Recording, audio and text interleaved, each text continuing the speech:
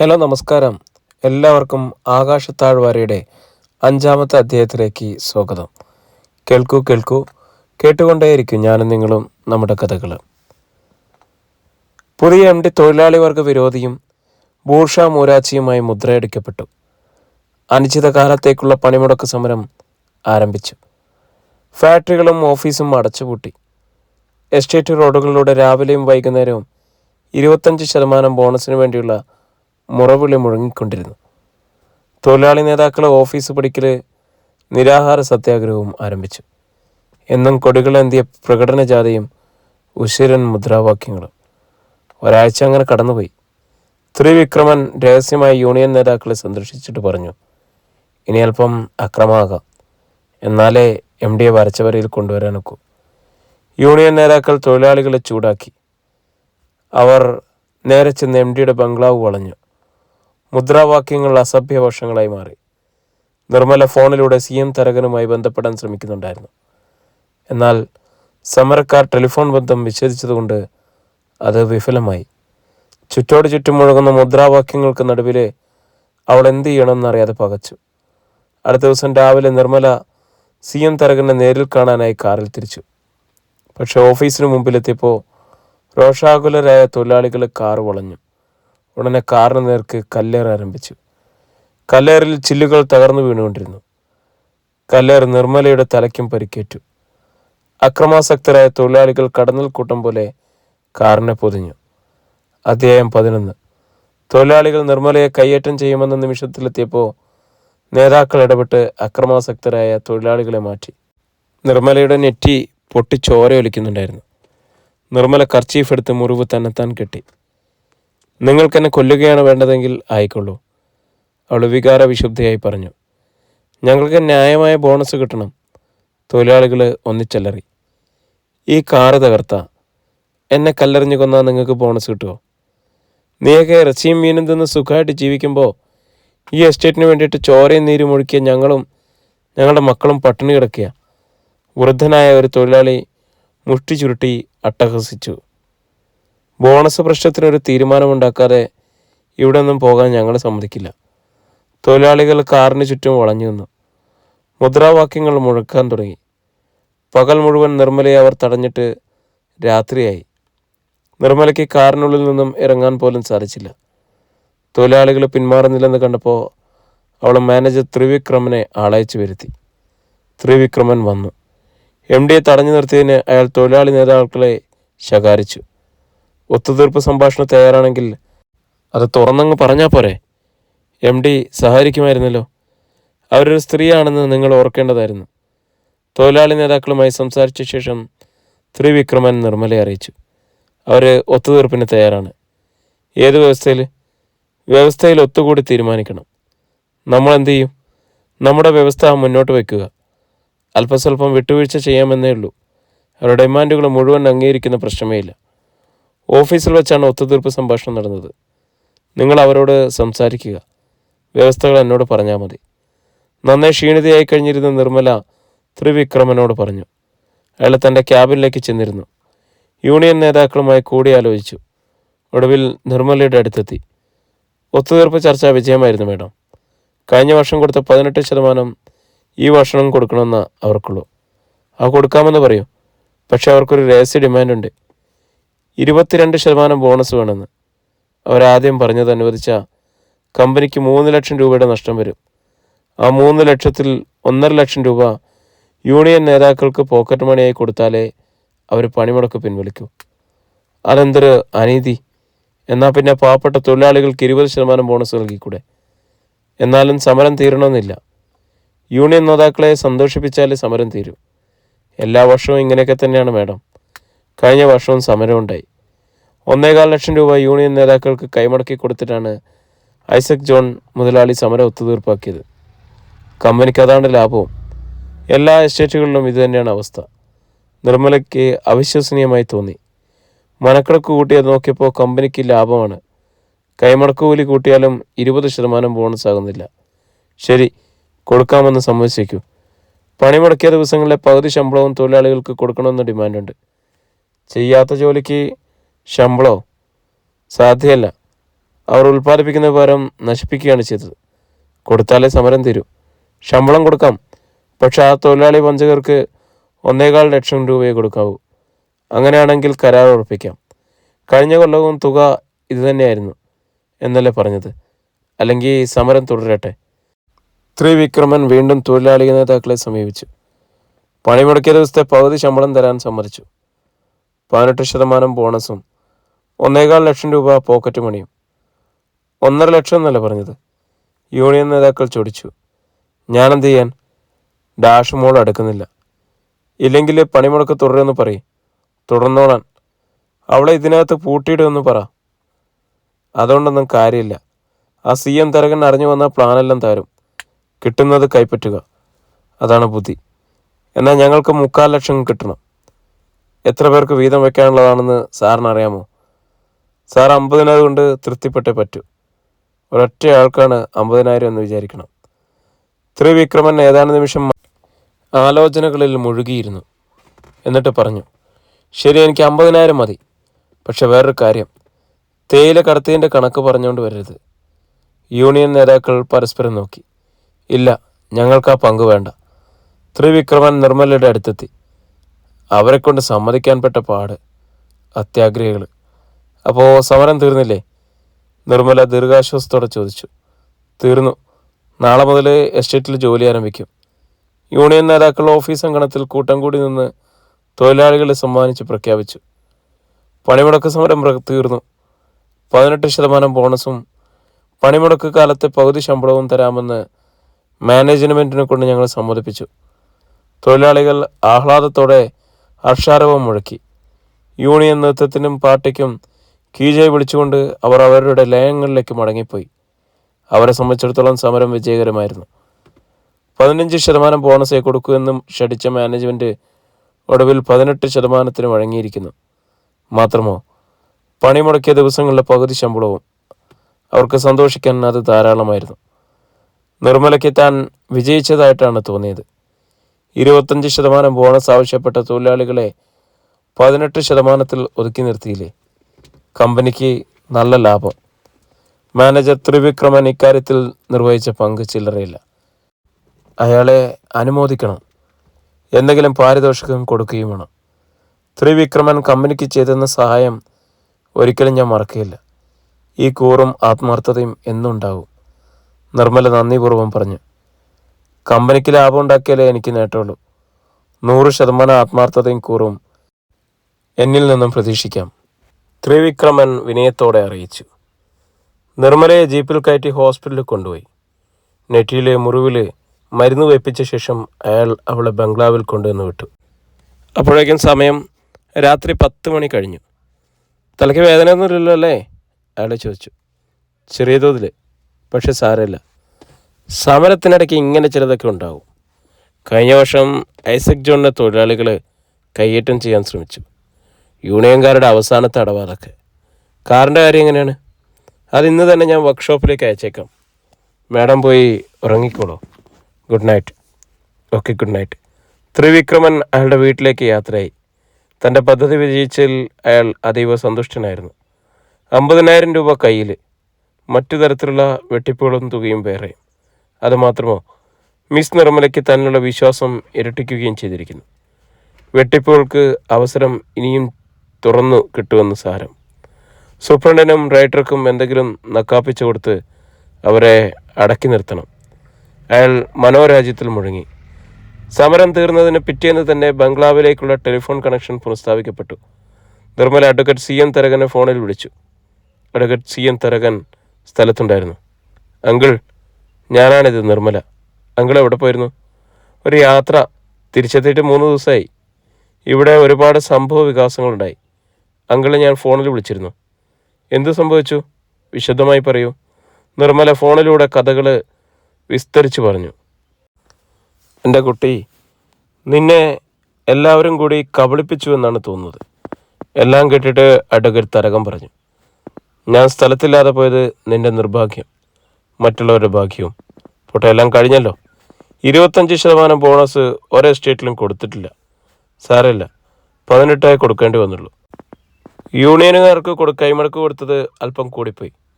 നിന്റെ അജ്ഞതയെ അവർ ശരിക്കും മുതലെടുത്തു. ആ മാനേജർ ത്രിവിക്രമനുണ്ടല്ലോ, അവനെ കണ്ണുമടച്ച് വിശ്വസിച്ചേക്കരുത് കേട്ടല്ലോ. ശരി അങ്കിൾ. അല്പസന്നേരം കുശലാന്വേഷണത്തിൽ മുഴുകിയ ശേഷം നിർമ്മല റിസീവർ വെച്ചു. സമാധാന ദിവസങ്ങൾ പിന്നെയും വന്നുപോയി. ഇതിനിടയിൽ സ്കൈവാലിയിലെ എസ്റ്റേറ്റ് ബംഗ്ലാവിൽ നിർമ്മലയ്ക്കെതിരെ മറ്റൊരു ഗൂഢാലോചന നടക്കുന്നുണ്ടായിരുന്നു. സ്റ്റീഫൻ മുതലാളിയും കുടുംബാംഗങ്ങളും ചേർന്നുള്ള ഒരാലോചന. എലിസബത്തിനെയും നെൽസണെയും തഴയുന്നതും നല്ലത്. സ്റ്റീഫൻ മുതലാളി തൻ്റെ മക്കളോടായി പറഞ്ഞു. എസ്റ്റേറ്റ് എന്തായാലും ഐസക്കിൻ്റെ ആ ജാരസന്തതിക്ക് കിട്ടിക്കഴിഞ്ഞു. അവളാണെങ്കിൽ ഒരു പാവം പൊട്ടിപ്പെണ്ണ്, പക്ഷെ കാണാൻ മിടുക്കിയാണ്. അതെ അതെ, മുതലാളിയുടെ മൂത്ത മകൻ സജീവ് ശരിവെച്ചു. അപ്പോൾ ആ പോയിന്റ് നീ കണ്ടിരിക്കുന്നു. സജീവ് ഒരു കള്ളച്ചിരിയോടെ തല താഴ്ത്തി. അവളെ ജനിച്ചതിൻ്റെയും വളർന്നതിൻ്റെയും സാഹചര്യമോ പാരമ്പര്യമോ ഒന്നും നമുക്ക് നോക്കണ്ട. പെണ്ണും മിടുക്കിയാണ്. നമുക്കൊന്ന് ആലോചിച്ചാൽ എന്താ നമ്മുടെ സജീവനെ? സ്റ്റീഫൻ മുതലാളി ഭാര്യയോട് അഭിപ്രായപ്പെട്ടു. അതിന് അവൾ കൂടി സമ്മതിക്കണ്ടേ? സമ്മതിപ്പിക്കണം. സംഗതി നടന്ന വെള്ളിമല എസ്റ്റേറ്റ് നമ്മുടെ കയ്യിൽ. വെള്ളിമല എന്ന പേര് ഞാനങ്ങ് തുടച്ചു കളയും. രണ്ടും ചേർന്ന് പഴയ സ്കൈവാലി എസ്റ്റേറ്റ് ആവും. ഡാഡിയുടെ ഐഡിയ കൊള്ളാം, സ്റ്റെല്ല പറഞ്ഞു. പക്ഷേ സജിച്ചേട്ടനെ ആ പെണ്ണ് ഇഷ്ടപ്പെടുമോ എന്നറിയണ്ടേ? ഇഷ്ടപ്പെടുത്തണം. അതിനാണോ വിഷമം? ഇവൻ വല്ലപ്പോഴും അവിടെ ഒന്ന് സന്ദർശിക്കാൻ പോട്ടെ. അവിടെ തനിച്ചല്ലേ അവിടെ. പലപ്പോഴും ചെന്ന് കണ്ട് സംസാരിക്കുന്നതും എസ്റ്റേറ്റ് കാര്യങ്ങൾ ഉപദേശിക്കുന്നതും അവൾക്ക് ഇഷ്ടപ്പെട്ടെന്നിരിക്കും. നമ്മുടെ ഉദ്ദേശം എന്താണെന്ന് അവൾക്ക് സംശയം തോന്നാതിരുന്നാൽ മതി. അതുപോലെ തന്നെ അവളെ ഇടയ്ക്കിടെ ഇങ്ങോട്ട് ക്ഷണിച്ചു കൊണ്ടുവന്ന് സൽക്കരിക്കണം. എന്നിട്ടും ഇഷ്ടമായില്ലെങ്കിലോ? സ്റ്റെല്ല ചതുരുപായങ്ങളും നോക്കി. വേണ്ടി വന്ന ഭീഷണിയോ ബലപ്രയോഗമോ എന്തും. വെള്ളിമല സ്കൈവാലിയോട് കൂട്ടിച്ചേർക്കാൻ വേണ്ടിയാണ് ഇത്രയൊക്കെ സാഹസപ്പെട്ടത്. രണ്ടിലും അറിഞ്ഞിട്ടില്ലേ പിന്മാറുന്നുള്ളൂ. അപ്പോൾ എലിസബത്തിൻ്റെ മകൻ നെൽസണും നമ്മുടെ സ്റ്റെല്ലയുമായുള്ള ആലോചനയോ? മുതലാളിയുടെ ഭാര്യ ചോദിച്ചു. അതും പരിഗണനയിലിരിക്കട്ടെ. നിർമ്മലയെ അപായപ്പെടുത്താൻ എലിസബത്തും കൂട്ടരും കിണഞ്ഞ് പരിശ്രമിക്കുന്നുണ്ടെന്നാണ് കേട്ടത്. അവർ വിജയിച്ച സ്റ്റെല്ല വഴി നമുക്ക് വെള്ളിമല പിടിക്കാം. നിർമ്മല ജീവനോടെ ഇരിക്കുകയാണെങ്കിൽ സജീവ് വഴിയും. രണ്ടാമത്തേതാണ് കൂടുതൽ എളുപ്പവും സുരക്ഷിതവും. സ്റ്റീഫൻ മുതലാളി പറഞ്ഞു നിർത്തി. സന്ധ്യ കഴിഞ്ഞ സമയം. നിർമ്മല ഒരു പുസ്തകം വായിച്ചുകൊണ്ട് മുൻവശത്തെ ഹാളിലൂടെ ഉലാത്തുകയാണ്. പെട്ടെന്ന് ആരോ വാതിൽ തുടരെ ഇടിക്കുന്ന ശബ്ദം കേട്ടു. പിന്നെ ഡോർബെൽ തുടർച്ചയായി മുഴങ്ങി. സിറ്റൗട്ടിലെ ഒരു മങ്ങിയ നിഴൽ ചലിക്കുന്നത് കണ്ണാടി ജാലകത്തിലൂടെ കാണാമായിരുന്നു. അതിന് ശേഷം ഉത്ഭയം തോന്നിയെങ്കിലും നിർമ്മല ചെന്ന് വാതിൽ തുറന്നു. എലിസബത്തിൻ്റെ മകൻ നെൽസൺ ഓടിത്തളർന്ന നായെപ്പോലെ അയാളെ അണയ്ക്കുന്നു. വിയർപ്പിൽ കുതിർന്ന വസ്ത്രങ്ങൾ ശരീരത്തോട് ഒട്ടിക്കിടക്കുന്നു. അയാൾ പരിഭ്രമത്തോടെ നാലുപാടും നോക്കി. എന്നിട്ട് തിടുക്കത്തിൽ പറഞ്ഞു, ചേച്ചി സൂക്ഷിക്കണം. ചേച്ചിയെ കൊല്ലാനാണ് അവരുടെ പരിപാടി. അവരത് ചെയ്യും. ദുഷ്ടരാ. നിർമ്മല വിളറിപ്പോയി. ആരാണ് നെൽസൺ? ഞാൻ പോവുക ചേച്ചി, സൂക്ഷിക്കണം, അവർ കൊല്ലും. അയാൾ സിറ്റൗട്ടിൽ നിന്നും മുറ്റത്തേക്ക് ചാടി. പിന്നെ ഗേറ്റ് കടന്ന് പുറത്തേക്ക് പാഞ്ഞു. നിർമ്മല അന്തം വിട്ട് നോക്കി നിന്നു. അധ്യായം 12. നിർമ്മല അന്താളിച്ച് നിൽക്കെ ഗേറ്റ് കീപ്പർ പൗലോ അയാളുടെ അടുത്തേക്ക് വന്നു. കൊച്ചമ്മയ്ക്ക് അപകടം വരാൻ പോകുന്നു എന്ന് മുന്നറിയിപ്പ് കൊടുക്കാനാണ് എന്ന് പറഞ്ഞതുകൊണ്ടാണ് ഞാൻ അയാളെ കടത്തിവിട്ടത്. ഒരു പാവത്താനാ. നിർമ്മല ഒന്ന് മൂളി. എന്നിട്ട് മുറിയിൽ കിടന്ന് വാതിലടച്ചു. അവൾക്ക് വല്ലാത്ത ഭയം തോന്നി. ഒട്ടും സുരക്ഷിതയല്ല താനെന്ന് അവൾ വിചാരിച്ചു. എല്ലാവരും തന്നെ വധിക്കാൻ തക്കം പാർത്ത് നടക്കുകയാണെന്ന് തോന്നൽ. തനിക്ക് ശത്രുക്കളെയല്ലോ, മിത്രങ്ങളാരുമില്ല. എല്ലായിടത്തും ശത്രുക്കള് മാരകായുധങ്ങളുമായിട്ട് പതിയിരിക്കുന്നു. നിർമ്മല ചുറ്റും പകച്ചു നോക്കി. ആരെയാണ് വിശ്വസിക്കാവുന്നത്? സ്നേഹമുള്ളവരെയല്ലേ വിശ്വസിക്കാൻ പറ്റൂ? ബംഗ്ലാവിലെ പരിചാരകരെ പോലും അവൾക്ക് സംശയമായി. മരണം ഏതു വഴിയും കടന്നു വരാം. ഗേറ്റ് കീപ്പർ പൗലോയ്ക്ക് വേണമെങ്കിൽ തൻ്റെ കഴുത്ത് ഞെരിക്കാം. നാരായണന് ചെടി വിട്ടുന്ന കത്തികൊണ്ട് തൻ്റെ കഥ കഴിക്കാം. ലക്ഷ്മിക്ക് വേണമെങ്കിൽ ഭക്ഷണത്തിൽ വിഷം ചേർത്ത് തരാം. എല്ലാവരും അപകടകാരികൾ. അവർക്ക് നടുവിലാണ് ജീവിക്കുന്നത്. തൻ്റെ ജീവിതം ഏറെക്കുറെ അവസാനിക്കാൻ പോവുകയാണെന്നൊരു തോന്നൽ. വലിയൊരു അത്യാഹിതം സംഭവിച്ചേക്കാം. അല്ലെങ്കിൽ നെൽസൺ വന്ന് മുന്നറിയിപ്പ് തരില്ലല്ലോ. എലിസബത്തിൻ്റെ ബംഗ്ലാവിൽ തന്നെ പതിക്കാൻ ഗൂഢാലോചനകൾ നടക്കുന്നുണ്ടായിരുന്നു. നെൽസൺ ഒരു പാവമാണെന്ന് ആദ്യ ദർശനത്തിൽ തന്നെ തോന്നിയിരുന്നു. സ്വന്തം സഹോദരിയാണല്ലോ വധിക്കാൻ പോകുന്നത് എന്ന ചിന്ത അവനെ വല്ലാതെ വിഷമിപ്പിച്ച് കാണും. അല്ലെങ്കിൽ മുന്നറിയിപ്പ് തരാൻ ഓടി വരില്ലല്ലോ. എന്തായാലും ഒരു രക്തമല്ലേ. അമ്മമാർ രണ്ടുപേരാണെങ്കിലും അച്ഛനൊന്നു തന്നെയല്ലേ. ആ സ്നേഹവും രക്തത്തോടുള്ള കൂറും അവനുണ്ടായി. പാവം, ആരും കാണാതെ ഒളിച്ചോടി വരികയായിരുന്നു തോന്നുന്നു. ആരെങ്കിലും കണ്ടാലോ എന്ന ഭയം നന്നേ ഉണ്ടായിരുന്നു. വിവരം പറഞ്ഞതും സ്ഥലം വിടുകയും ചെയ്തു. കൂടുതലൊന്നും ചോദിച്ചറിയാൻ കഴിഞ്ഞില്ല. ആരാണ് തന്നെ കൊല്ലാൻ പ്ലാൻ ഇടുന്നത്, ആരാണ് കൊല്ലാൻ വരുന്നത്, കൊലപാതകി എങ്ങനെയാണത് നടത്താൻ ഉദ്ദേശിക്കുന്നത്, എന്നായിരുന്നു അത് നടക്കുക എന്നെല്ലാം ചോദിച്ചറിയേണ്ടതായിരുന്നു. ഇപ്പോൾ മനസ്സിന് വല്ലാത്തൊരു ആധി കയറിയിരിക്കുന്നു. ഏതു നിമിഷവും കൊല്ലപ്പെടാം എന്ന ഭീതി. ആരാണ് കൊലയാളി, ആരാണ് തന്നെ കൊല്ലാൻ വേണ്ടി വരിക എന്നറിയില്ല. ലോകത്തുള്ള സകലരെയും സംശയിച്ചേ പറ്റൂ. എല്ലാവരിലും ഓരോ കൊലയാളി ഒളിഞ്ഞിരിക്കുന്നത് സങ്കല്പിച്ച് നോക്കി. മരണഭീതി അതിൻ്റെ ഉച്ചകോടിയിലെത്തി. രാവിലെ തന്നെ എസ്റ്റേറ്റ് ഉപേക്ഷിച്ച് സ്ഥലം വിട്ടാലോ എന്നാലോചിച്ചു. കാറിൽ പോകാം. പക്ഷേ ആൻ്റപ്പനാണ് കൊലയാളിയെങ്കിൽ എന്തു ചെയ്യും? അവൻ കാർ കൊക്കയിലേക്ക് മറിച്ചിട്ട് ചാടി രക്ഷപ്പെടും. ഒന്നും വേണ്ടായിരുന്നു, ഈ എസ്റ്റേറ്റും ധനവും ഒന്നും. പട്ടിണിയാണെങ്കിലും മനസമാധാനത്തോടെ കഴിയാമായിരുന്നു. അഡ്വക്കേറ്റ് CM തരകനെ വിളിച്ച് വിവരം അറിയിച്ചാലോ എന്ന് തോന്നി. അപ്പോൾ തന്നെ ഡയൽ ചെയ്തു. CM തരകനാണ് അപ്പുറത്ത് ഫോൺ എടുത്തത്. അയാളുടെ സ്വരം കേട്ടപ്പോൾ അവൾക്ക് പാതി ജീവൻ വീണ് കിട്ടി. നെൽസൺ തന്ന മുന്നറിയിപ്പിനെക്കുറിച്ച് അവൾ വിസ്തരിച്ച് പറഞ്ഞു. മറുതലക്കിൽ നിന്നും ഒരു പൊട്ടിച്ചിരിയാണ് കേട്ടത്. കളയൂ നിർമ്മലേ, നമുക്കങ്ങനെ പേടിച്ച് ജീവിക്കാൻ ഒക്കുമോ? മരണം എപ്പോഴും കൂടെയുണ്ട്. ആരും കൊല്ലാൻ വന്നില്ലെങ്കിലും മരിക്കേണ്ട സമയത്ത് അതങ്ങ് നടക്കും. ഒന്ന് ശ്വാസം വിലങ്ങിയാൽ പോരെ, പിന്നെ ഭീഷണി അത് തുറന്നുകൊണ്ടേയിരിക്കും. കൊല അത്ര എളുപ്പമൊന്നുമല്ല. ഭീഷണി കൊണ്ട് നിർമ്മല ഇവിടെ നിന്നും പായിക്കാനാണ് അവരുടെ ശ്രമം. അപ്പോൾ നെൽസൺ തന്ന മുന്നറിയിപ്പ് എന്നെ പേടിപ്പിക്കാനുള്ള വെറുമൊരു അടവായിരുന്നോ എന്നർത്ഥമല്ല. പക്ഷെ അങ്ങനെ ആയിക്കൂടൊന്നുമില്ല. എന്തായാലും നിർമ്മല കൂടുതൽ പ്രാധാന്യം ഇക്കാര്യത്തിന് കൊടുക്കണ്ട. സമാധാനമായിട്ട് കിടന്നുറങ്ങുക. പോലീസിൽ അറിയിച്ചാലോ ഇങ്ങനൊരു ഭീഷണിയുണ്ടെന്ന്? അത് ഞാൻ ചെയ്തോളാം. നീ ധൈര്യമായിരുത്തി എഴുതാൽ മതി. പതറരുത്. പതറിയാലും നിന്റെ ശത്രുക്കൾ അതറിയരുത്. പോയി കിടന്നുറങ്ങിക്കൊള്ളൂ. Good night uncle. റിസീവർ വെച്ചിട്ട് മുറിയിൽ വന്ന് കിടന്നപ്പോൾ വളരെ സ്വസ്ഥത അനുഭവിച്ചു. മനസ്ഥൈര്യം വീണ്ടും കിട്ടി. ചാർജ് ചെയ്ത് ബാറ്ററി പോലെ മനസ്സ് കരുത്താർജിക്കുന്നു. മരണം അതിൻ്റെ വഴിക്ക് വെച്ച് വരും. ചിലപ്പോൾ നേരത്തെ, അല്ലെങ്കിൽ താമസിച്ച്. അതേക്കുറിച്ച് വേവലാതിപ്പെടേണ്ട കാര്യമില്ല.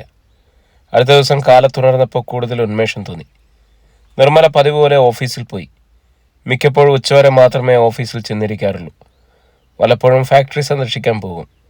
ആഴ്ചയിൽ 2 തവണ എസ്റ്റേറ്റ് റോഡിൽ കൂടെ ഒന്ന് ചുറ്റിക്കറങ്ങും. ഇന്ന് ഉച്ചതിരിഞ്ഞ് നിർമ്മല എസ്റ്റേറ്റിൽ റൗണ്ട്സിന് പോകാനിരിക്കുകയായിരുന്നു. അതിനിടയിൽ അവൾക്കൊരു വിസിറ്റർ എത്തിയിരുന്നു. നിർമ്മലയോടുകൂടി വന്ന് അനുവാദം ചോദിച്ച ശേഷമാണ് പൗല കാർ അകത്തേക്ക് കടത്തിവിട്ടത്. സ്കൈ വാലി എസ്റ്റേറ്റിലെ കാറായിരുന്നു അത്. പോർച്ചിൽ നിർത്തിയ ശേഷം കീ ചെയിൻ വിരലിട്ട് കറക്കിക്കൊണ്ട് സജീവ് സിറ്റൗട്ടിലേക്ക് കയറി. വേലക്കാരിയാണ് വാതിൽ തുറന്നു കൊടുത്തത്. എന്നെ ഓർമ്മയുണ്ടാകുമോ എന്നറിയില്ല, അയാൾ പറഞ്ഞു. എനിക്ക് ശരിക്കും ഓർമ്മയുണ്ട്. സ്റ്റീഫൻ മുതലാളിയുടെ മകനല്ലേ? അതെ. ബൈ ദ ബൈ, ഇവിടെ എന്തൊക്കെയോ തൊഴിൽ കുഴപ്പങ്ങളുണ്ടെന്ന് കേട്ടല്ലോ. ബോണസ് ഫ്രഷായിരുന്നു, അത് തീർന്നു. ബോണസ് എത്ര കൊടുത്തു? 18%. നന്നായി. ഞങ്ങളും 18% കൊടുത്തത്. പണ്ട് വെള്ളിമല എന്നൊരു എസ്റ്റേറ്റില്ലായിരുന്നു, അതറിയാമോ? കേട്ടിട്ടുണ്ട്. സ്കൈ വാലി എന്നായിരുന്നു പേര്. പിന്നെ പങ്കിട്ട് നാശമാക്കിയതാണ്. സജീവിന് കുടിക്കാൻ എന്താണ്? എന്തായാലും കുഴപ്പമില്ല. നിർമ്മല ലക്ഷ്മിയെ വിളിച്ച് ചായ കൊണ്ടുവരാൻ ആജ്ഞാപിച്ചു. മിസ് നിർമ്മലയ്ക്ക് തോട്ടം ഭരണമൊക്കെ നല്ല തിട്ടായോ? പരിശീലിക്കുന്നു. നല്ല ജാഗ്രത വേണം. സ്റ്റാഫ് മുഴുവൻ കള്ളന്മാരായിരിക്കും. അവിടെ അങ്ങനെയായോ? അവിടെ എൻ്റെയും ഡാഡിയുടെയും കണ്ണ് ചെല്ലാത്ത ഒരു സ്ഥലമില്ല. അതുകൊണ്ട് ഒരുത്തനെയും കള്ളത്തരം നടക്കില്ല. ഇവിടെ എല്ലായിടത്തും എൻ്റെ കണ്ണ് ചെല്ലുന്നില്ല. ഞാൻ തനിച്ചല്ലേ ഉള്ളൂ. എന്തെങ്കിലും സംശയം ഉണ്ടാകുമ്പോഴോ പരിഹരിക്കാൻ വയ്യാത്ത പ്രശ്നം ഉണ്ടാകുമ്പോഴോ എന്നോട് പറഞ്ഞാൽ മതി, ഞാൻ സഹായിക്കാമല്ലോ. ഞങ്ങളുടെ ഫോൺ നമ്പർ അറിയാമോ? ഞങ്ങളുടെ പോക്കറ്റിൽ നിന്നും വിസിറ്റിംഗ് കാർഡ് എടുത്ത് നിർമ്മലയ്ക്ക് കൊടുത്തു. അത് വാങ്ങി തിരിച്ചും മറിച്ച് നോക്കിയ ശേഷം ടീപ്പോയ്മേൽ വെച്ചു. അപ്പോഴേക്കും ലക്ഷ്മി ചായ കൊണ്ടുവന്നു. ചായ കുടിച്ചുകൊണ്ടിരിക്കല്ലേ നിർമ്മല പറഞ്ഞു, ഇന്ന് എസ്റ്റേറ്റിലേക്ക് ചുറ്റിത്തിരിയണമെന്ന് വിചാരിച്ചിരിക്കുകയായിരുന്നു. നല്ല കാര്യം. അതെന്താ, ഞാനും വരാമല്ലോ. ഒരു നേരം പൊക്കായി. സജീവ് വരണോ? എന്നെ ചിലരൊക്കെ കൂടി വധിക്കാൻ പ്ലാനിട്ടിരിക്കുകയാണ്. അത് ഇന്നാണെങ്കിൽ എന്തിന് സജീവും കൂടി അപകടത്തിൽ ചാടണം? മിസ് നിർമ്മലയെ വധിക്കാനോ? ആര്? അതറിഞ്ഞൂടാ. മുറയ്ക്ക് ഭീഷണികൾ കിട്ടുന്നുണ്ട്. ഒരു സൂചന പോലുമില്ല. എന്തിന് മിസ് നിർമ്മലയെ ബാധിക്കണം? എസ്റ്റേറ്റ് കൈവശപ്പെടുത്താൻ, അല്ലാതെ എന്തിന്? എനിക്കിപ്പോൾ ആരെയും വിശ്വാസമില്ലാതായിരിക്കുന്നു, എന്നെപ്പോലും. അതുകൊള്ളാം. കൊല്ലുമെന്ന് മുൻകൂട്ടി പറയുന്നത് കൊല്ലാനല്ലെന്ന് ഊഹിക്കരുതോ. ഞാനേതായാലും നിർമ്മലയുടെ കൂടെ വരും. എനിക്ക് മരിക്കാൻ പേടിയൊന്നുമില്ല. ഇയാൾ ഒഴിവാകുകയില്ലെന്ന് നിർമ്മലയ്ക്ക് മനസ്സിലായി. അയാൾ ഡ്രൈവറെ വിളിച്ച് കാറിറക്കി. നിർമ്മലയോടൊപ്പം സജീവും കാറിൽ കയറി. വൈകിട്ട് 6 മണിവരെ അവർ എസ്റ്റേറ്റ് പ്രാന്തങ്ങളിലൂടെ ചുറ്റിക്കറങ്ങിക്കൊണ്ടിരുന്നു. സജീവ് യാത്രയിലുടനീളം വാചാലനായിരുന്നു. തിരിച്ച് ബംഗ്ലാവിലെത്തി. സ്കൈവാലിയിലേക്ക് മടങ്ങാൻ നേരം സജീവ് അവളെ ക്ഷണിച്ചു. ഞങ്ങളുടെ എസ്റ്റേറ്റ് കണ്ടില്ലല്ലോ, ഒരിക്കലും വരിക. എന്ന് എല്ലായ്പ്പോഴും സ്വാഗതം. അത്രമേൽ പരിചയമായിട്ടില്ലല്ലോ. ഭയപ്പെടണ്ട, അവിടെ കൊലയാളികളില്ല. അതിലെനിക്ക് പേടിയില്ല. പരസ്യമായി ക്ഷണിച്ച് സ്കൈവാലിൽ കൊണ്ടുപോയി വധിക്കാനുള്ള തൻ്റെ ഇടം സ്റ്റീഫൻ മുതലാളിക്കും മകനും കാണുകയില്ലെന്നറിയാം. ഈ വാചകക്കസത്ത് മതിയല്ലോ ശത്രുക്കളെ തോൽപ്പിച്ചോടിക്കാൻ, സജീവ് ചിരിച്ചുകൊണ്ട് പറഞ്ഞു. അധികം വൈകാതെ അയാൾ മടങ്ങിപ്പോയി. പിന്നീട് പലപ്പോഴും നിർമ്മലയെ സന്ദർശിക്കാനായി അയാൾ വെള്ളിമലയിൽ വന്നുകൊണ്ടിരുന്നു. നിർമ്മലയ്ക്ക് അതിൽ അപാകതയൊന്നും തോന്നിയില്ല. അയാൾ ഒരിക്കലും അവളോട് അപമര്യാദയെ പെരുമാറുകയോ സംസാരിക്കുകയോ ചെയ്തിരുന്നില്ല. സജീവ് എസ്റ്റേറ്റ് നടത്തിപ്പിൻ്റെ ഉള്ളുകളികളും കള്ളക്കളികളും ഒക്കെ തനിക്കറിയാവുന്ന പോലെ അവൾക്ക് പറഞ്ഞു കൊടുത്തു. നിർമ്മലയ്ക്ക് സജീവിൻ്റെ സന്ദർശനങ്ങൾ ആശ്വാസപരമായി തീർന്നു. അവൾ അയാളെ നല്ലൊരു സുഹൃത്തായി കണക്കാക്കി. ഒരു ഞായറാഴ്ച ദിവസം രാവിലെ 11:30 മണിയോടെ സജീവ് നിർമ്മലയെ കാണാനെത്തി. അത് പതിവില്ലാത്തതാണ്. അതിശയിക്കൊന്നും വേണ്ട, സജീവ് പറഞ്ഞു. ഡാഡിയും മമ്മിയും കൂടി എന്നെ പറഞ്ഞയച്ചിരിക്കുകയാണ് ക്ഷണിച്ചുകൊണ്ട് പോകാൻ. സ്കൈവാലിയിലേക്കോ? പിന്നല്ലാതെ. വേഗം തയ്യാറായിക്കോ, പുറപ്പെടാം. ഇന്ന് ലഞ്ച് അവിടെ. നിർമ്മല ഒന്ന് സംശയിച്ചു. ഇന്ന് വേണോ? ഞാൻ മറ്റൊരു ദിവസം വരാം. ഇന്നായാലെന്താ? വേറെ അപ്പോയിൻമെൻ്റ് ഒന്നുമില്ലല്ലോ? ഇല്ല, പക്ഷെ മുൻകൂട്ടി അറിയിക്കാത്തതുകൊണ്ട് ഒരു കരുതലില്ലായിരുന്നു. എന്ത് കരുതൽ? തോക്ക് നിറയ്ക്കാനാണോ? അതോ പിച്ചാത്തി തേച്ച് മൂർച്ച വരുത്തണോ? അതോ അല്ലെങ്കിൽ പോലീസ് സ്റ്റേഷനിൽ വിളിച്ചോറിന് പോലീസ് എസ്കോട്ട് ആവശ്യപ്പെടണോ? എന്തിനും സമയം തരും. കൊലയാളികളുടെ നടുവിലാണ് ജീവിക്കുന്നതെന്നല്ലേ സങ്കല്പം. ലോകത്തിലെ സകല മനുഷ്യരും ശത്രുക്കളായി തീർന്നു. കൊല്ലാൻ തക്കം പാർത്തിരിക്കുകയാണെന്ന് പേടി കാണും, എനിക്കറിയാം. നിർമ്മല പൊട്ടിച്ചിരിച്ചു. അതല്ല സജീവ്, സ്കൈവാലിയിൽ എനിക്ക് ശത്രുക്കളുണ്ടെന്ന പേടിയൊന്നുമില്ല. പിന്നെ ഞാനൊരു സാധുവാണ്. പുതിയ ആളുകളെ പരിചയപ്പെടാൻ മുൻകൂട്ടി അല്പം ഗഡ്സ് സംഭരിച്ചു വെക്കണം. ഗഡ്സൊക്കെ പോകുന്ന വഴിക്ക് സംഭരിക്കാം. വേഗം തയ്യാറായിക്കാം. നിർമ്മല പോകാൻ തന്നെ ഉറച്ചു. അരമണിക്കൂറിനകം അവളെ ഉടുത്തൊരുങ്ങി വന്നു. പരിചാരകരെ വിളിച്ച് താൻ സ്കൈവാലിയിൽ പോവുകയാണെന്നും വൈകുന്നേരമേ മടങ്ങി വരൂ എന്നും അറിയിച്ചു. അപ്പോൾ ഡോറുബെൽ മുഴങ്ങി. നിർമ്മല തെല്ല് അസഹ്യതയോടെ വാതിലിന് നേർക്ക് നിന്നു.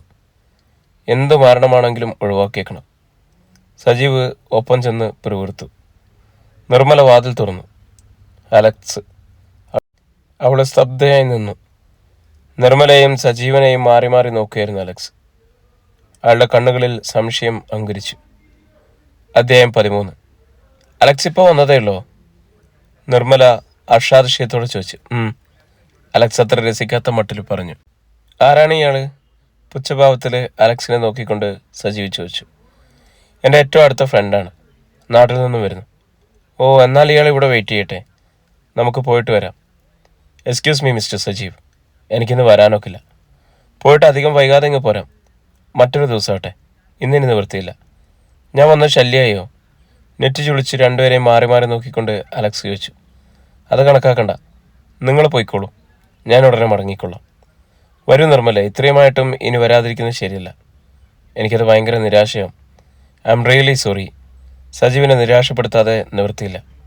നിർമ്മല അലക്സിൻ്റെ നേർക്ക് തിരിഞ്ഞു. അലക്സ് വരൂ, നമുക്ക് അകത്തേക്കിരിക്കാം. സജീവ് അലക്സിൻ്റെ രോക്ഷത്തോടെ നോക്കി. പിന്നെ ശബ്ദമില്ലാതെ എന്തൊക്കെയോ പിറുവിറുത്തുകൊണ്ട് കാറിനടുത്തേക്ക് നടന്നു. നിമിഷങ്ങൾക്കുള്ളിൽ കാറ് ഇരമ്പിപ്പാഞ്ഞകന്നു. നിർമ്മല അലക്സിനെ അകത്ത് വിളിച്ചിരുത്തി. ഞാൻ വന്ന ശല്യയല്ലേ? അലക്സ് മനസ്സിലെന്തോ വെച്ച് ചോദിച്ചു. അതെന്താ അങ്ങനെ? അലക്സ് വന്നത് എനിക്ക് സന്തോഷമേ ഉള്ളൂ. എനിക്ക് ഏറ്റവും സന്തോഷമുള്ള ദിവസമാണിത്. അലക്സിനെ കാണാൻ വന്നതുകൊണ്ട് മാത്രം. എന്തിനാ നിർമ്മലെ ഭംഗി വാക്ക്? ആട്ടെ, നീ എവിടെ പോകാൻ ഭാവിക്കായിരുന്നു? അവൻ്റെ കൂടെ, അയാളുടെ വീട്ടിൽ. എന്തിന്? അയാൾ എന്നെ ലഞ്ചിന് ക്ഷണിച്ചിരുന്നു. കുറേ നാളായി ചെല്ലണമെന്ന് പറയുന്നു. ഇന്ന് ആ ക്ഷണം സ്വീകരിക്കാമെന്ന് വെച്ചു. അപ്പോഴാണ് ഞാൻ മുടക്കിയത്. അയാൾ ആരാ? സ്കൈവാലി എസ്റ്റേറ്റ് ഉടമ സ്റ്റീഫൻ മുതലാളിയുടെ മകൻ സജീവ്. ഓഹോ, അപ്പോൾ പുളിക്കൊമ്പിൽ തന്നെയാണ് പിടിച്ചിരിക്കുന്നത്. അലക്സ് എന്താ ഒരു ദുരർത്ഥം വെച്ച് സംസാരിക്കുന്നത്? വന്നപ്പോൾ തുടങ്ങിയതാണല്ലോ. ശരിയായ അർത്ഥത്തിലാണ് ഞാൻ സംസാരിക്കുന്നത്. രാജകുമാരിക്ക് ചേരുന്നല്ല, യാചകനല്ല, രാജകുമാരൻ തന്നെയാണ്. നീ ആ സത്യം മനസ്സിലാക്കുന്നതിൽ എനിക്ക് സന്തോഷമുള്ളൂ. എത്രയും വേഗം പ്രായോഗികമാക്കുകയും ചെയ്യുക. അലക്സിൻ്റെ കോംപ്ലക്സ് മാറ്റുക. അതാണ് ആദ്യം വേണ്ടത്. എനിക്കൊരു കോംപ്ലക്സും ഇല്ല. രണ്ടാമത്, ഇവിടെ വന്നത് എൻ്റെ മടയത്തരം. നിനക്കിപ്പോൾ ധാരാളം പണമായി, പുതിയ കൂട്ടുകെട്ടുകളായി, ബന്ധങ്ങളായി, അങ്ങനെ പലതുമായി. നിയന്ത്രിക്കാൻ ആരുമില്ലല്ലോ. എങ്ങു വേണമെങ്കിലും പോകാം. ആരും അറിയാനും പോകുന്നില്ല. വല്ലപ്പോഴും വന്നുപെടുന്ന എന്നെ തെറ്റിദ്ധരിപ്പിക്കാൻ ഒരു പാടുമില്ല. അലക്സ് ഇങ്ങനെ തരം താഴ്ന്ന് സംസാരിക്കരുത്. എനിക്ക് ആരെയും കള്ളം പറഞ്ഞ് വിശ്വസിപ്പിക്കേണ്ട കാര്യമില്ല. ഞാനൊരു ഷാപ്പട്ടി കച്ചവടക്കാരൻ്റെ മകനാ, എസ്റ്റേറ്റ് മുതലാളിയല്ല. ഒരു ഷാപ്പട്ടിക്കാരൻ്റെ മകനെ പോലെ എനിക്ക് സംസാരിക്കാൻ പറ്റൂ. കള്ളം പറയുന്നില്ലത്രേ. നീ എന്താ അയാളോട് പറഞ്ഞത്? ഞാൻ നിൻ്റെ വെറുമൊരു ഫ്രണ്ടാണെന്നല്ലേ? പിന്നെ എന്ത് പറയണമായിരുന്നു? കാമുകനാണെന്നോ? അതെങ്ങനെ പറയും? പറഞ്ഞാൽ പുളിങ്കൊമ്പ് ഒടിഞ്ഞു വീഴുകയല്ലേ. എനിക്ക് വയ്യ. നിർമ്മല കൈത്തലത്തിൽ നെറ്റി താങ്ങിയിരുന്ന് തേങ്ങി. അലക്സിനെ വിശ്വസിപ്പിക്കാൻ എനിക്ക് വയ്യ. അലക്സ് അവളെയും നോക്കി കുറേ നേരം മൗനമായിരുന്നു. മുമ്പൊന്നും അലക്സ് ഇങ്ങനെ ആയിരുന്നില്ല. അവൾ കണ്ണീരോട് കൂടി പറഞ്ഞു. അതെ, ഇങ്ങനെ ആയിരുന്നില്ല. പക്ഷെ മാറ്റം എനിക്കല്ല ഉണ്ടായത്. നീ എന്ന് ഒരു പണക്കാരിയായോ അന്ന് തുടങ്ങിയ മാറ്റം. അതിനു മുമ്പ് നമുക്കൊരേ മനസ്സായിരുന്നെന്നും ഒരു കുഴപ്പമില്ലായിരുന്നു. ഞാനിന്ന് ആ പഴയ ഷാപ്പട്ടി കച്ചവടക്കാരൻ്റെ മകൻ തന്നെ. പക്ഷെ നീ ഇന്ന് ആ തൂപ്പുകാരി റോസാമ്മയുടെ മകളല്ല. കോടീശ്വരനായ ഐസക് ജോണിൻ്റെ മകൾ, വെള്ളിമല എസ്റ്റേറ്റിൻ്റെ ഉടമ. ആർക്കാണ് മനംമാറ്റം വന്നത്? ഇതുതന്നെയാണ് അലക്സിന് പറ്റിയ തെറ്റ്. അവളൊരു പണക്കാരിയായിപ്പോയി. ഇനി അവളുടെ ഒപ്പം നിൽക്കാൻ എനിക്ക് യോഗ്യതയില്ല. അവൾക്കിനി എന്നെ ഒട്ടും വില കാണുകയില്ല എന്നൊക്കെയുള്ള ഈ ചിന്ത. പണം കണ്ട് മഞ്ഞളിക്കുന്നവളല്ല ഞാൻ. പഴയതിനേക്കാൾ സന്തോഷവും സംതൃപ്തിയും കുറഞ്ഞതല്ല. പുതിയ ജീവിതത്തിൽ നിന്നും ഒരു നേട്ടവും എനിക്ക് കിട്ടിയിട്ടില്ല. ഞാൻ പറഞ്ഞതെല്ലാം അലക്സിനോട് ഇതെല്ലാം ഉപേക്ഷിച്ച് പോരാമെന്നാണ്. അലക്സ് അല്പമൊന്ന് ഭയപ്പെട്ടു. നീ എന്തുകൊണ്ടാണ് നാട്ടിലേക്ക് വരാത്തത്? തീരെ സമയം കിട്ടാറില്ല. വന്നിട്ട് അന്ന് തന്നെ തിരിച്ചു പോരാമല്ലോ. കാറിലേ ഉള്ളത്. ഇവിടെ ഒന്നും ഒഴിഞ്ഞു നിൽക്കാനൊക്കില്ല അലക്സ്. സ്റ്റീഫൻ മുതലാളിയുടെ മകൻ്റെ കൂടെ പിക്നിക്കിന് പോകാനുള്ള അത്രയും ശുഷ്കാന്തി നാട്ടിലുള്ളവരെ സന്ദർശിക്കാൻ കാണുകയില്ലല്ലോ. അലക്സ് ഇങ്ങനെ സംസാരിക്കാൻ ആണ് ഭാവമെങ്കിൽ എനിക്കിത് തുടരാൻ ആഗ്രഹമില്ല. നിനക്ക് ആഗ്രഹം കാണുകയില്ലടി. എനിക്കതറിയാമായിരുന്നു. അലക്സ് ചാടി എണീറ്റിട്ട് അട്ടഹസിച്ചു. ഞാനുമായുള്ള ബന്ധം തുടരുന്നത് നിനക്കിനി കുറച്ചിലായിരിക്കും. സ്നേഹിച്ചു പോയെന്ന് വെച്ച് കെഞ്ചാനൊന്നും എന്നെ കിട്ടില്ല.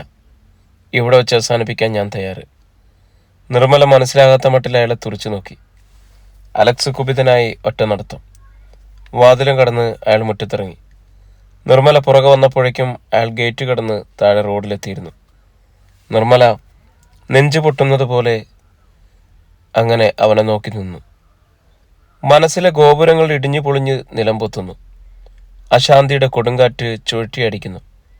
അവളുടെ സാരിത്തുമ്പ് വായിൽ തിരുകിക്കൊണ്ട് തൻ്റെ സ്വകാര്യ മുറിയിലേക്ക് തിരിച്ചോടി. കിടക്കയിൽ വീണ് കിടന്ന് സിരസുരട്ടി കുറേ നേരം കരഞ്ഞു. അതുകൊണ്ടൊന്നും ആശ്വാസം കിട്ടിയില്ല. അലക്സിനെ പിണക്കി അയച്ചുവെന്ന് അവൾ സ്വയം കുറ്റപ്പെടുത്തിക്കൊണ്ടിരുന്നു. 150 മൈലുകൾക്കപ്പുറത്തു നിന്നും തന്നെ കാണാനെത്തിയതാണ് അലക്സ്. അതും സ്നേഹം ഉണ്ടായിട്ടല്ലേ. ഉടനെ തന്നെ കാർ എടുത്തു കൊണ്ടുപോയി അലക്സിനെ തിരികെ കൊണ്ടുവന്നാലോ എന്നാലോചിച്ചു. എന്നാലും അലക്സ് വരില്ലെന്ന് തോന്നി. താനെന്ത് തെറ്റിയതു? ഒന്നുമില്ല. അലക്സിൻ്റെ നീച ഭാവനകളാണ് കുഴപ്പങ്ങളുണ്ടാക്കുന്നത്. അലക്സിൻ്റെ അപകർഷണാബോധം ഏതെങ്കിലും കുറ്റം ആരോപിച്ച് തന്നെ മനസ്സിൽ നിന്നും തള്ളിക്കളയാനുള്ള ശ്രമം. ഇതിനെന്താണൊരു വിധി? നിർമ്മല കൂരിരുട്ടിൽ അകപ്പെട്ടതുപോലെ കുടുങ്ങി. എലിസബത്തിൻ്റെ സഹോദരങ്ങളായ റാഫേലും മൈക്കിളും കൂടി ആൻഡപ്പനെ കാണാൻ വരുന്ന വഴിയിൽ കാത്തുനിന്നു. ഫാക്ടറിക്ക് താഴെയുള്ള ലയങ്ങളിൽ ഏറ്റവും താഴത്തതാണ് ആൻഡപ്പൻ താമസിക്കുന്ന ലയം. അതിനടുത്താണ് എസ്റ്റേറ്റിലെ ശുദ്ധജല വിതരണത്തിലുള്ള വലിയ കിണറും എൻജിൻ പുരയും. നല്ല ആഴവും വിസ്താരമുള്ള കിണറ്റിൽ നിന്നും പമ്പ് ചെയ്താണ് വെള്ളം എടുക്കുക. കിണറ്റിന് സമീപത്തു കൂടി ഒരു നടപ്പാതയുണ്ട്. ആൻ്റപ്പൻ്റെ പോക്കുവരവ് ആ വഴിക്കാണ്. രാത്രി 10 മണിയോട് അടുത്തിരുന്നു. ആൻ്റപ്പൻ ഒരു മൂളിപ്പാട്ടും പാടി വീട്ടിലേക്ക് മടങ്ങുകയായിരുന്നു. 8 മണിക്ക് അയാളുടെ ഡ്യൂട്ടി തീരും. പിന്നെ ചാരായ ഷോപ്പിൽ പോയി അല്പം മൂന്തും. അതോടെ പിന്നെ അയാൾക്ക് വെള്ളിമല സ്വർഗരാജ്യമാണ്. ആൻ്റപ്പൻ്റെ ദൗർബല്യങ്ങളെല്ലാം റാഫേലും മൈക്കിളും അന്വേഷിച്ചറിഞ്ഞിരുന്നു. അയാളുടെ ഭാര്യ ഒരു നിത്യരോഗിയാണ്. വിവാഹപ്രായമെത്തിയ 2 പെൺമക്കളുണ്ട്. കൂടെ കുറേ കടബാധ്യതകളും. അങ്ങനെ പലതും. ആൻ്റപ്പനല്ലേ അത്? എഞ്ചിമ്പുരയുടെ മുറ്റത്ത് ഇരുട്ടിൽ നിന്നുള്ള ചോദ്യം ആൻ്റപ്പനെ ഞെട്ടിച്ചു. അപരിചിതമായ സ്വരം. അതെ, ഞാനാ. ആൻ്റപ്പൻ ഒരു ബീഡിയെടുത്ത് ചുണ്ടിൽ വെച്ചു. തീപ്പെട്ടി ഉരച്ചു കൊളുത്തി. മൈക്കിളും റാഫേലും അയാളുടെ അടുത്ത് വന്നു. ആൻ്റപ്പൻ പെട്ടെന്ന് അവരെ തിരിച്ചറിഞ്ഞു. അയ്യോ, സാറന്മാരാണോ? സാറന്മാരെന്താ ഇവിടെ? നിന്നെ ഒന്ന് കാണാൻ. കുറേ കാര്യങ്ങളുണ്ട് പറയാൻ.